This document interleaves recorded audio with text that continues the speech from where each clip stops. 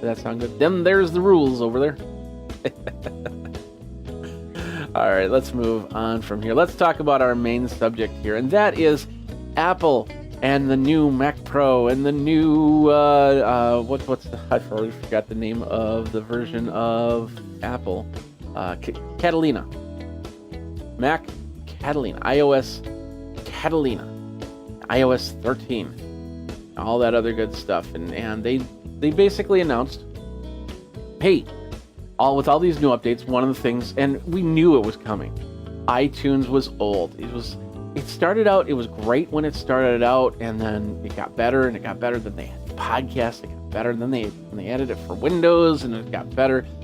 And now it's just like, okay, we're in 2005 technology. Let's get into 2019. This is basically an albatross on our Macs. So let's do away with it. And they've been working on doing away with it for years. In fact, the first thing they wanted to make sure was that iPhone and iPad did not really come up with iTunes. In fact, what was it, last year or something like that? They basically split it up.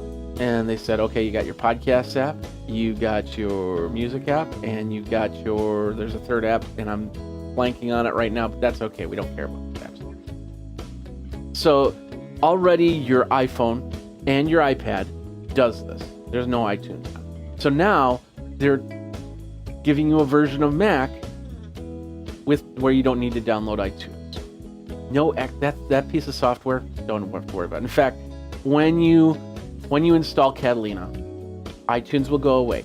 It doesn't mean your music's going away. It doesn't mean your TV and movies. That's the other one. It doesn't mean your Apple TV movies and stuff like that's going away. It doesn't mean your podcasts are going away. It just means that it's going to take those apps that we saw on the iPhone, that we saw on the iPad, and put them onto your desktop and put them into the operating system. It also technically doesn't mean that iTunes is going away just yet. Eventually it will. But I'm guessing this is going to be a multi-year thing, where 5 years from now, we're going to report, hey, iTunes is finally dead. Because there's a lot of people that are asking, what about the Windows users? What about the Mac users that can't upgrade to Catalina? All of those people will still have a version of iTunes, and they'll continue to do updates for an amount of time, just like any other piece of software. And then at one point, a couple years down the road, maybe a year, well, Apple is pretty quick at throwing down the axe sometimes, but I think it's going to be at least 2 years before iTunes will start to go to end of life cycle for these other programs. So you'll still see some updates on Windows. You'll still see some updates on Mac. Maybe in a year we'll see a Windows version of the podcast app, of the Apple TV app, and of the music app, because there's still a good amount of people that have an iPhone but still have a Windows desktop, and then they'll have those apps individually set up. But for now, we've got Catalina. They want to get Catalina, the Mac, to work pretty natively with these programs, and they're just going to show up as icons on your Mac. Go to your podcast app, go to your Apple TV app, go to your music app, and do what you need to do. And then iTunes, eventually, down the road, 5 years. 5 years at most. And I'm thinking since it's Apple, it'll be a lot less, but I'll just say 5 years. Take the conservative approach on this, and in 5 years, gone. For now, still have iTunes. You still have your podcast. You still have your music. You still have your Apple TV. If you live in that ecosystem. If you don't live in that ecosystem, doesn't matter. That's going to all stay the same.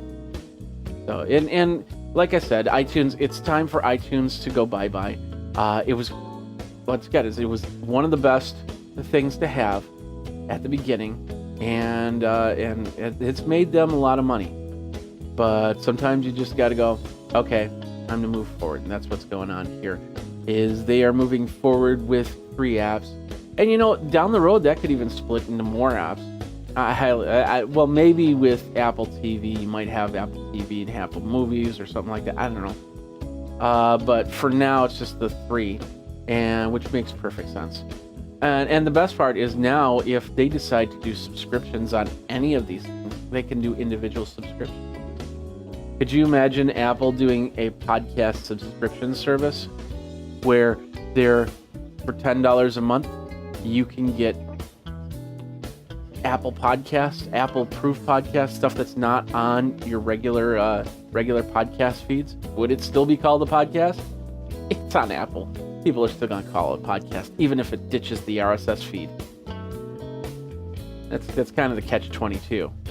Even though Apple didn't really start podcasting, they've owned podcasting since 2005, 2004, whenever they started on iTunes. So it is what it is, and we just accept it. And I want them to do that. I want them to kind of say, okay, we're kind of ditching the RSS feed in a way, and we're going to have it where, we're going to have podcasts that don't come with an RSS feed that you can see at least, because the RSS feed is starting to get old. It needs to be updated some way. And that's what I like about Facebook. That's what I like about and I created an audio version of this podcast, which does go up on iTunes, does go up on podcasts, and you can watch it on YouTube. You can listen to it, watch it on Facebook. You can listen to it on iTunes. You got 3 ways to do it, and that's great. But with in some of these cases, I don't have to worry about an RSS feed. Just put it on my Facebook group, and that's what I love about Facebook podcasting. So I'm going to do some more videos on how to Facebook podcast. I think this is going to be it's going to grow. It's going to grow, and especially if Facebook decides to get into the audio game. They can't ignore the fact that Spotify is going all in on podcasting. They can't ignore the fact that podcasting is going to be $1 billion industry in a few years, advertising-wise. So I'm expecting Facebook to have a podcast area, audio-only podcast area, because they do video already. So I don't know. What do you guys think about it? You can let me know. You can tweet me over at Geekazine, geekazine@gmail.com, facebook.com/Geekazine, or groups/how to podcast. Go down, ask the questions. How do I do this? How do I do that? And we'll talk about it on the show, and I'll try and answer your questions as we go, and go from there. So, all right, that does it for this week. Thank you guys very much for watching. Thank you guys very much for listening. Like I said, schedule will dictate no show next week, but we'll be back in 2 weeks with another episode of How to Podcast.